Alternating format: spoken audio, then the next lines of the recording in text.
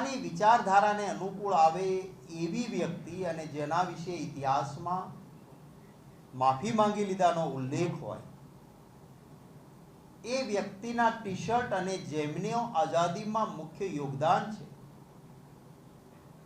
એમનો ઉલ્લેખ પણ નહીં કરવાનો, એમના ફોટા નહીં રાખવાના. આ ચેષ્ટા એ યોગ્ય નથી.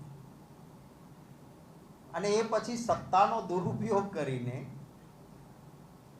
વ્યાજબી ઇતિહાસની રજૂઆત કરનાર વ્યક્તિઓ સામે કેસ દાખલ કરવાનો અને કેસ દાખલ કરનારી સંસ્થાએ સરકારના ઈશારે એટલા માટે કરવાનું, આવા ટી શર્ટ આપનાર વ્યક્તિ એ હોય કે જેણે સરકાર પાસેથી ગૌચરની જમીન મોટા પાયે માંગી હોય તેવું મને સ્થાનિક આગેવાનોએ કહ્યું.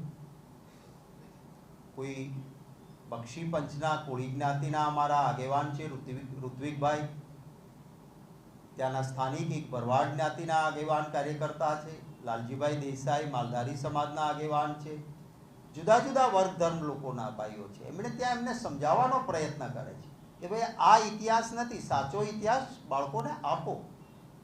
તો એમના સામે કેસ કરવાનો, મને લાગે છે આવા ખોટા કેસો તો અંગ્રેજોએ ખૂબ કર્યા હતા, તો એમનાથી એમનું શાસન સલામત નહોતું રહ્યું. જનતા જનાર્દન આ જુએ છે અને ભારતીય જનતા પાર્ટીને આનો જવાબ જનતા જ યોગ્ય સમય આપશે.